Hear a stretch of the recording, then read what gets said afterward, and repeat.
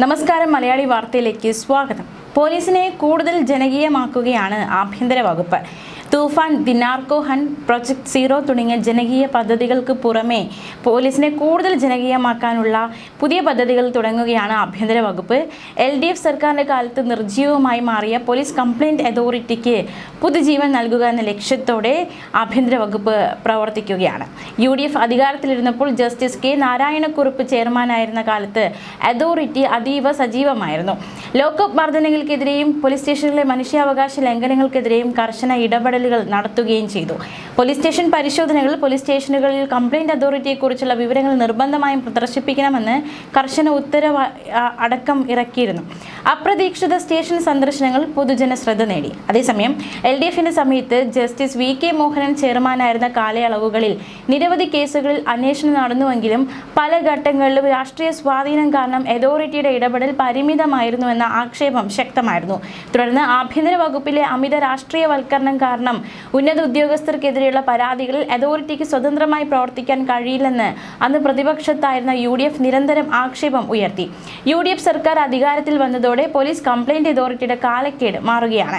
അതോറിറ്റിയുടെ നിലവിലെ പ്രവർത്തനം മെച്ചപ്പെടുത്തുന്നതിനായി ഘടനാപരമായ ചില മാറ്റങ്ങളും നിയമപരമായ ഇടപെടലുകളും നടത്താനൊരുങ്ങുകയാണ് സർക്കാർ. ഇതിന്റെ ഭാഗമായി അതോറിറ്റിക്ക് കീഴിൽ ഒരു സ്വതന്ത്ര ചീഫ് ഇൻവെസ്റ്റിഗേഷൻ ഓഫീസറെ അടിയന്തരമായി നിയമിക്കാൻ ആഭ്യന്തര വകുപ്പ് തയ്യാറെടുക്കുകയാണ്. ഇത് സംബന്ധിച്ച് നേരത്തെ കേരള ഹൈക്കോടതിയുടെ നിർദ്ദേശവും നിലവിലുണ്ട്. പോലീസ് ഉദ്യോഗസ്ഥർക്കെതിരെയുള്ള പരാതികൾ പോലീസുകാർ തന്നെ അന്വേഷിക്കുന്നതിലെ സുതാര്യത കുറവ് പരിഹരിക്കാൻ ഇതിലൂടെ സാധിക്കും. കഴിഞ്ഞ ഉമ്മൻചാണ്ടി സർക്കാരിന്റെ കാലത്ത് രമേശ് ചെന്നിത്തല ആഭ്യന്തരമന്ത്രിയായിരുന്ന കാലഘട്ടത്തിൽ തന്നെയാണ് ആദ്യമായി പോലീസുകാരനല്ലാത്ത ഒരു സ്വതന്ത്ര ചീഫ് ഇൻവെസ്റ്റിഗേഷൻ ഓഫീസറെ നിയമിച്ച് പോലീസ് കംപ്ലയിൻറ്റ് അതോറിറ്റിയുടെ പ്രവർത്തനം കാര്യക്ഷമമാക്കിയത്. കൂടാതെ ജില്ലാ പോലീസ് കംപ്ലയിൻറ്റ് അതോറിറ്റിയുടെ പ്രവർത്തനം സുഗമമാക്കാൻ നോർത്ത് സോൺ, സൗത്ത് സോൺ എന്നിങ്ങനെ തിരിച്ച് റിട്ടയർഡ് സെലക്ഷൻ ഗ്രേഡ് ജില്ലാ ജഡ്ജിമാരെ ചെയർപേഴ്സൺമാരായി നിയമിച്ച് കേസുകൾ വേഗത്തിൽ തീർപ്പാക്കാൻ നടപടികൾ സ്വീകരിച്ചിട്ടുണ്ടായിരുന്നു. എന്നാൽ ഇപ്പോഴും ഒരു അന്വേഷണ ശുപാർശ സമിതി എന്നതിനപ്പുറം കുറ്റക്കാരായ ഉദ്യോഗസ്ഥർക്കെതിരെ നേരിട്ട് ശിക്ഷാ നടപടികൾ സ്വീകരിക്കാനുള്ള ജുഡീഷ്യൽ അധികാരം അതോറിറ്റിക്ക് കിട്ടിയിട്ടില്ല. സർക്കാർ അനുമതി നൽകിയാൽ മാത്രമേ അതോറിറ്റിയുടെ കണ്ടെത്തലുകളിൽ അന്തിമ നടപടി ഉണ്ടാകുകയുള്ളൂ. കഴിഞ്ഞ 12 വർഷത്തിനിടെ രാജ്യത്തെ പോലീസ് കസ്റ്റഡി മരണങ്ങളുടെയും ജുഡീഷ്യൽ കസ്റ്റഡി മരണങ്ങളുടെയും NCRB റിപ്പോർട്ട് ഞെട്ടിക്കുന്നതാണ്. രാജ്യത്തിന് 2014-2026 കാലഘട്ടത്തിൽ 1300-നും 1800-നും ഇടയിൽ പോലീസ് കസ്റ്റഡി മരണങ്ങൾ റിപ്പോർട്ട് ചെയ്തപ്പോൾ 20,000-നും 25,000-നും ഇടയിൽ ജുഡീഷ്യൽ കസ്റ്റഡി മരണങ്ങൾ സംഭവിച്ചുവെന്നാണ് NCRBയുടെയും NHRCയുടെയും റിപ്പോർട്ടുകളിൽ നിന്നും വ്യക്തമാകുന്നത്.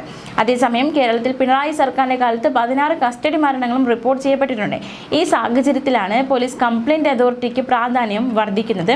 എന്തായാലും മൊത്തത്തിൽ ഒരു അഴിച്ചുപണി തന്നെയാണ് രമേശ് ചെന്നിത്തലയുടെ നേതൃത്വത്തിലുള്ള ആഭ്യന്തര വകുപ്പ് നടത്തുന്നത്. പോലീസിനെ കൂടുതൽ സജീവമാക്കാൻ, ജനകീയമാക്കാനാണ് നീക്കം. അതേസമയം ഓപ്പറേഷൻ തൂഫാൻ സംസ്ഥാനത്ത് പുരോഗമിക്കുകയാണ്. തൂഫാനുമായി ബന്ധപ്പെട്ട് ഇനി എന്തൊക്കെയാണ് പുതിയ പദ്ധതികൾ ആവിഷ്കരിക്കാൻ ആഗ്രഹിക്കുന്നത് എന്നതടക്കമുള്ള കാര്യങ്ങൾ കഴിഞ്ഞ ദിവസം വാർത്താ സമ്മേളനത്തിൽ രമേശ് ചെന്നിത്തല വ്യക്തമാക്കിയിരുന്നു. അദ്ദേഹത്തിന്റെ വാക്കുകളിലേക്ക്. ഓപ്പറേഷൻ തൂഫാൻ ദ നാർക്കോ ഹണ്ടിന്റെ വിജയകരമായ പ്രവർത്തനത്തിന് ആവശ്യമായ വിവിധ ഏജൻസികളുടെ ഒരു മീറ്റിംഗ് ആണ് കൂടിയത്. അപ്പോൾ കഴിഞ്ഞ 15 ദിവസമായി കേരളത്തിൽ കേരള പോലീസ്, എക്സൈസ്, ആരോഗ്യ, വിദ്യാഭ്യാസ ഡിപ്പാർട്ട്മെന്റുകളുടെ സഹകരണത്തോടെ വളരെ വിജയകരമായ തോതിൽ ഓപ്പറേഷൻ തുഫാൻ മുന്നോട്ട് കൊണ്ടുപോവുകയാണ്. ഇതിന്റെ അടിസ്ഥാനത്തിൽ ഏതാണ്ട് 10 കോടിയിലധികം വരുന്ന നിരോധിത ഡ്രഗ്സ്, 10 കോടി വില പിടിക്കുന്ന വിലപിടിപ്പുള്ള മയക്കുമരുന്ന്, നിരോധിത പുകയില ഉൽപ്പന്നങ്ങളെല്ലാമാണ് പിടിച്ചിട്ടുള്ളത്. എൻ്റെ ഒരു കണക്ക് ഞാൻ പറയാം. 2575 കേസുകൾ രജിസ്റ്റർ ചെയ്തു. അത് 2778 പേരെ അറസ്റ്റ് ചെയ്തു. ഇപ്പോൾ 1.589 kg of MDMA, 146.459 കഞ്ചാവ്, 464.045 gram of hashish oil, 350.439 grams of brown sugar, 11 LSD stamps, and 141 cannabis plants. ഇതെല്ലാം ഇന്റർനാഷണൽ മാർക്കറ്റിൽ വലിയ തോതിലുള്ള വിലയുള്ള നിരോധിത മയക്കുമരുന്ന് ഉൽപ്പന്നങ്ങളാണ് പോലീസ് പിടിച്ചെടുത്തിട്ടുള്ളത്. ഇപ്പോൾ അതിന്റെ പ്രവർത്തനം ശക്തമായി തന്നെ മുന്നോട്ട് പോവുകയാണ്.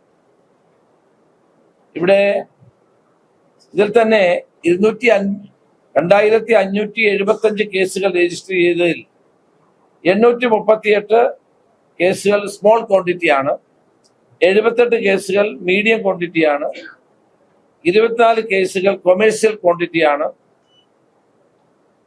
അതോടൊപ്പം തന്നെ NDPS ആക്ടിന്റെ കീഴിലുള്ള വിവിധ പ്രൊവിഷൻസ് അനുസരിച്ച് 1204 കേസുകൾ രജിസ്റ്റർ ചെയ്തിട്ടുണ്ട് കോപ്റ്റ ആക്ട് അനുസരിച്ച്.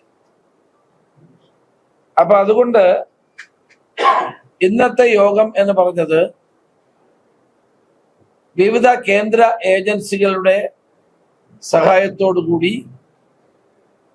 ഈ ഓപ്പറേഷൻ തുഫാന്റെ പ്രവർത്തനം കൂടുതൽ ശക്തിപ്പെടുത്താൻ വേണ്ടിയാണ്. അതിൽ IB ഉണ്ടായിരുന്നു, RPF ഉണ്ടായിരുന്നു, അതോടൊപ്പം തന്നെ കേന്ദ്ര സെൻട്രൽ നർക്കോട്ടിക് കൺട്രോൾ ബ്യൂറോയുടെ ഉദ്യോഗസ്ഥന്മാരുണ്ടായിരുന്നു, NDRA ഉണ്ടായിരുന്നു, DRI ഉണ്ടായിരുന്നു, കസ്റ്റംസ് ഉണ്ടായിരുന്നു, കോസ്റ്റ് ഗാർഡിന്റെ ഉണ്ടായിരുന്നു, മറൈൻ എൻഫോഴ്സ്മെന്റിന്റെ പ്രതിനിധികൾ ഉണ്ടായിരുന്നു. അങ്ങനെ എല്ലാ കേന്ദ്ര ഏജൻസികളുടെ IB ഉണ്ടായിരുന്നു. എല്ലാ കേന്ദ്ര ഏജൻസികളുടെയും പ്രതിനിധികളായിരുന്നു. കേരളത്തിൽ പ്രവർത്തിക്കുന്ന സൗത്ത് ഇന്ത്യയിൽ പ്രവർത്തിക്കുന്ന ഏജൻസികളുടെ ഉന്നത ഉദ്യോഗസ്ഥന്മാരുടെ യോഗമായിരുന്നു. കാരണം ഇത് ഈ നിരോധിത പുകയില ഉൽപ്പന്നങ്ങളാണെങ്കിലും ഡ്രഗ്സ് ആണെങ്കിലും ഇതെല്ലാം വരുന്നത് കേരളത്തിന്റെ അതിർത്തി വിട്ടാണ്. അപ്പൊ അവയെ നമ്മൾ എങ്ങനെ ചെക്ക് ചെയ്യാം, ഇതിന്റെ സോഴ്സുകളെ എങ്ങനെ കണ്ടെത്താം, അതിനെന്തെല്ലാം മെത്തഡോളജി സ്വീകരിക്കണം, ഈ കാര്യങ്ങളെ പറ്റിയാണ് വളരെ വിശദമായി ചർച്ച ചെയ്തത്.